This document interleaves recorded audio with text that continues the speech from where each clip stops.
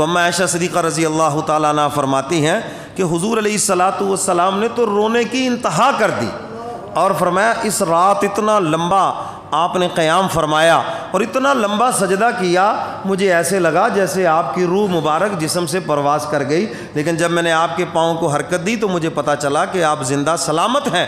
تو حضور علیہ الصلاۃ والسلام نے جب سلام پھیرا، فرمایا عائشہ یہ وہ رات ہے جس رات میں حق تعالیٰ اپنے بندوں کی بخشش فرماتے ہیں، مغفرت فرماتے ہیں اور آسمان دنیا پہ نزول فرما کر اپنے بندوں کو بلاتے ہیں۔ اور میں اکثر کہا کرتا ہوں عام راتوں میں، عام دنوں میں گناہ گار اللہ کی رحمت کو تلاش کرتے ہیں، اور شب برات کی رات، شب قدر کی راتیں، رمضان المبارک کی 29 یا 30 کی 30 راتیں، ان راتوں میں اللہ کی رحمت گناہ گاروں کو تلاش کرتی ہے۔ تو فرمایا کہ ہماری طرف سے کوئی دیر نہیں ہے، میرے بندو تمہارے آنے میں دیر ہے، تمہارے معافی مانگنے میں دیر ہے۔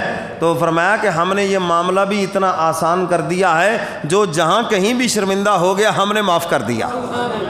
بس یہ نہیں ہے کہ اعلانیہ آ کے توبہ کرے، یہ نہیں ہے کہ توبہ کے لیے کوئی علیحدہ سے مجلس سجائے، یہ نہیں ہے کہ توبہ کے لیے کوئی جلسہ ہو، کوئی جناب بہت کچھ بھی نہیں۔ فرمایا جہاں کہیں بھی ہے اس کو یہ احساس ہو جائے میرا پروردگار ہے اور مجھ سے اس کی نافرمانیاں ہوئی ہے اور وہ میرا معاف کرنے والا ہے۔ اللہ نے اس پہ قسمیں اٹھا کے فرمایا، عزت و جلال کی قسم ہے، جب اس نے مجھے اپنا پروردگار مان لیا اور اپنے آپ کو خطاوار مان لیا، مجھے اپنی عزت و جلال کی قسم ہے معاف بھی کروں گا اور جنت میں داخل بھی کروں گا۔ تو میرے محترم سامعین، کمی تو ہماری طرف سے ہے۔ حضرت موسیٰ علیہ الصلاۃ والسلام کا دربار لگا ہوا، بارش کے لیے دعا مانگ رہے ہیں، یا اللہ رحمت کی بارش عطا فرما، اللہ ہم سب کو رحمت کی بارشیں عطا فرما، اللہ ہمیں نقصان والی بارشوں سے محفوظ فرمائے۔ دعا مانگ رہے ہیں، وہی آ گئی، موسیٰ کلیم آپ کی امت میں ایک بندہ ہے جو ہمارا نافرمان ہے اور اس کی وجہ سے ہماری رحمت رکی ہوئی ہے، اور جب تک وہ مجلس سے اٹھ کر جائے گا نہیں نا، ہم نے آپ کی یعنی نبی کی دعا بھی قبول نہیں کرنی۔ یہ بہت سے لوگوں کو غلط فہمی ہے، اللہ میاں نیکوں کی سنتا ہے گناہ گاروں کی نہیں سنتا، یہ بھی آپ کی غلط فہمی ہے۔ میرے پیر و مرشد فرماتے ہیں اگر آپ کے 5-6 بچے ہیں اور ایک بچہ بیمار ہو، بخار ہو، نزلہ زکام ہو، تکلیف ہو، کچھ بھی ہو، تو آپ ان 5 بچوں کے علاوہ اس بیمار کی جلدی سنتے ہیں یا دیر سے؟ بولو جلدی سنتے ہیں نا۔ وہ کہے جی یہ چیز کھانے کو لائے، اب وہ 5 بچے بھی کوئی چیز مانگے تو آپ کہیں گے چھوڑو ان کو چھوڑو، اس کی سنو یہ کیا کہہ رہا ہے، کیا دل کرتا ہے ہمارے بچے کا، بیمار ہے پہلے ہی ہے، ان کو ڈانٹ کے کہیں گے چپ رہو تمہیں لے دیں گے بعد میں دیکھا جائے گا، یہ جو بیمار ہے اس کی فرمائش پوری کریں۔ تو فرمایا یہ جو گناہ گار ہے یہ بھی تو اللہ کا بیمار ہے نا، ارے ظالموں اللہ ان کی پہلے سنتے ہیں، تم کس غلط فہمی میں پڑ گئے، خدا نیکوں کی سنتا ہے گناہ گاروں کی نہیں سنتا، ارے وہ تو ایسا مہربان ہے، وہ تو کافر کی بھی سنتا ہے، ارے وہ تو جانور کی بھی سنتا ہے۔ قرآن کریم میں سورہ نمل ہے، چونٹی کا واقعہ ہے، سلیمان علیہ الصلاۃ والسلام جا رہے ہیں بارش کی دعا کے لیے اور چونٹی نے دعا مانگی اور راستے میں ہی پتہ چل گیا کہ چونٹی کی دعا قبول ہو گئی۔ فرمایا پیچھے ہٹو، اللہ کی ننھی مخلوق نے دعا مانگی ہے، اللہ نے اسی کی قبول کر کے بارش کا فیصلہ کر دیا۔ وہ تو چونٹیوں کی سن رہا ہے نبی سے بھی پہلے ہے، وہ تو جانوروں کی سن رہا ہے، وہ تو بے زبانوں کی سن رہا ہے، وہ تو مجبور و بے کس کی سن رہا ہے۔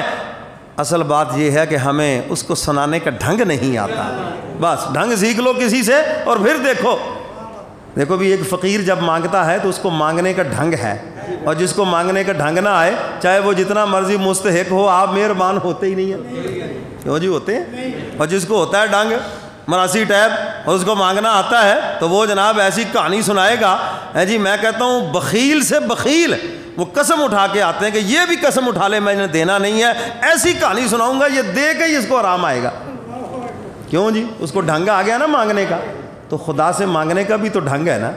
اللہ فرماتے بے ڈھنگی بھی مانگے گا سن تو لوں گا، لیکن اگر کسی سیکھنے والے سے ہے جی کسی سکھانے والے سے ذرا ڈھنگ سیکھ لینا مجھ سے مانگنے کا تو میں بڑی جلدی مہربان ہو جاتا ہوں، بڑی جلدی سن لیتا ہوں بندے کی، تو ذرا سیکھ لے ڈھنگ کسی سے۔ اور ایک اللہ والے نے کہا کہ یہ جو بچہ ہے نا، چھوٹا بچہ جب پیدا ہوتا ہے تو اس کے پاس ڈھنگ ہے آپ سے چیز مانگنے کا، کیا رونا، بھوک لگی تو کیا کیا؟ پیاس لگی تو کیا کیا؟ پیشاب کر لیا تو کیا کیا؟ کرنا ہے تو کیا کیا؟ ایک ہی فن ہے نا، اور تو کچھ نہیں، نہ بولنا آتا ہے نہ کوئی بات بتانی آتی ہے، ایک ڈھنگ آتا ہے اس کو، کیا؟ رونا۔ اور وہ رو رہا ہے، سارے مسئلے ہو رہے ہیں حل یا نہیں؟ پیاس بھی پوری ہو رہی ہے، کھانا بھی پورا ہو رہا ہے، کھیلنے کو جی چاہا تو رو پڑا، اب اٹھا کے اس کو کندھے سے لگا کے اوش اوش کر رہے ہیں، وہ موجے کر رہا ہے، کیوں جی؟ ڈھنگ ہے نا اس کے پاس، ہیں جی؟ آپ جناب اس کو لے کے بیٹھ گئے اور اس نے جانا ہے بازار، وہ لگا رونے، آپ کہتے جی اٹھاؤ جی اس کو موٹر سائیکل پہ آگے بٹھاؤ، رو رہا ہے، چلو چکر لگاؤ، اور اس کا مقصد پورا ہو گیا۔ اب اس کا جی چاہا کہ میں نے تو دودھ پینا ہے، اب اس نے کیا کیا؟ اچھا دودھ پی لیا۔ اب اس کا جی چاہا کہ جناب میں نے سونا ہے، تو اب اس نے کیا کیا؟ اب ماں نے اس کو تھپیاں دینی شروع کیا، اب اس کے سونے کا ٹائم، چلو جی سو گیا۔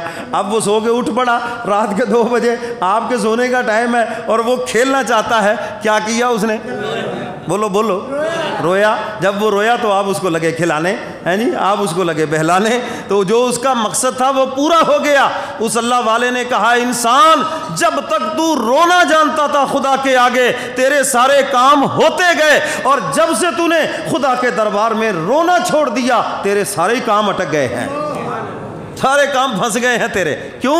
تو نے خدا کے آگے رونا چھوڑ دیا، تو مخلوق کے آگے روتا ہے، تو لوگوں کو دکھ سناتا ہے، تو لوگوں کو اپنا سمجھتا ہے یہ میری مشکلیں حل کر دیں گے۔ اگر تو خدا کے آگے روتا اور اس کے دربار میں دامن پھیلاتا، اللہ ضرور تیری مشکلوں کو حل کر دیتے۔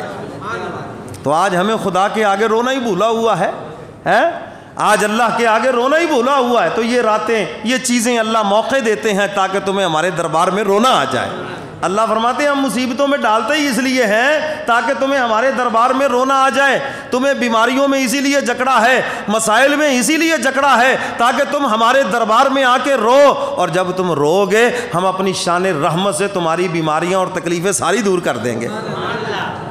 شرط یہ ہے کہ رو صحیح آ کر میرے دربار میں، تو خدا کے دربار میں ہم رونا بھولے۔